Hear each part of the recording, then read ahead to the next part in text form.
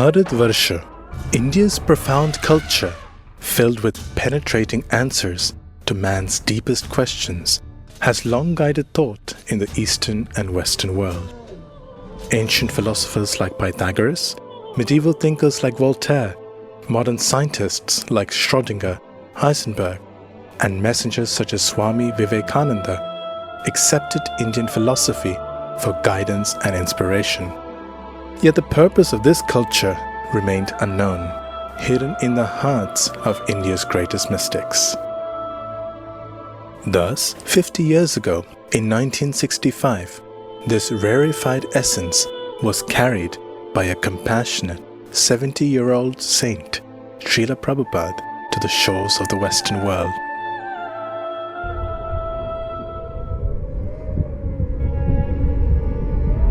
Embarking on this difficult transatlantic voyage, experiencing 2 heart attacks on his 38 days aboard. The pain was so severe. I was attacked by heart attack while on the sea twice. This embodiment of India's sacred teachings set out alone with an impossible wish to spark a revolution of the individual heart, to fill it with purpose in a world of uncertainty, with joy in times of difficulty on an international scale. This gift was the teachings of Bhagavad Gita as it has been practiced for millennia, as it is, along with its original Vedic Krishna conscious culture. By his character and his compassion, Srila Prabhupada's systematic and scientific presentation of Krishna consciousness penetrated the very hearts of all those who heard him. In America, in September 1965, my mission is to preach the philosophy of Lord Chaitanya, chanting Hare Krishna, Krishna Krishna, Hare Hare, Hare Rama, Rama Rama, Hare Hare.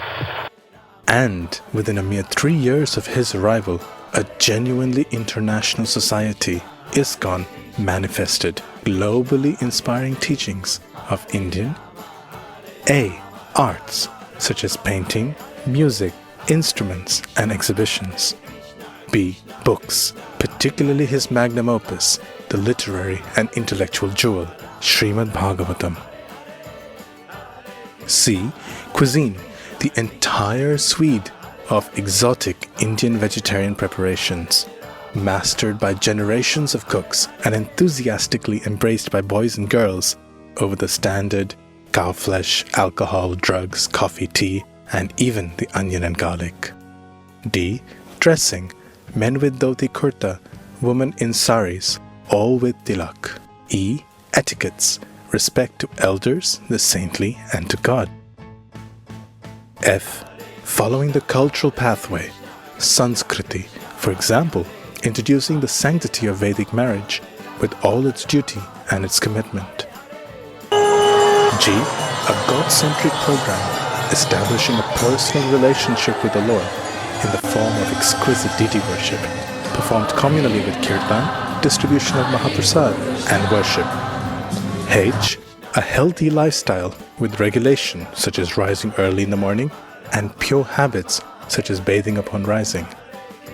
I. Indian ethics, establishing the value from scriptures such as Ramayana and Mahabharata of a life filled with perseverance, tolerance, and humility over personal appearance, education, and wealth. J. Jolly dancing in kirtans to worship the Lord. Srila Prabhupada's teachings were centered on the essence of India's wisdom, that the constant chanting of the Hare Krishna Mahamantra, or as he called it, the great chant for deliverance, was capable of revolutionizing the world. If you kindly become Krishna conscious and chant and dance in ecstasy, emotional love of God, the whole world will follow you and it will be Vaikuntha, there will be no more trouble. Thank you very much.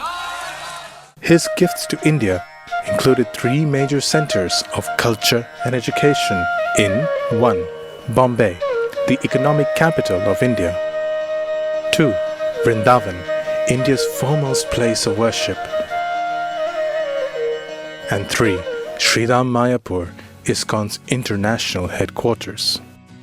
Srila Prabhupada's unprecedented achievements have created an imperishable legacy.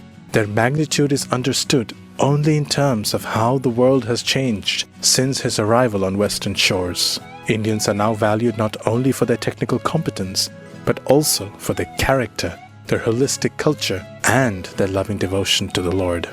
Today, his students form a body of world-class spiritual leaders to carry on Srila Prabhupada's mission of compassion. Truly, India has regained its position as a genuine beacon of light for the entire world, for generations to come, especially with the construction of the Temple of Vedic Planetarium.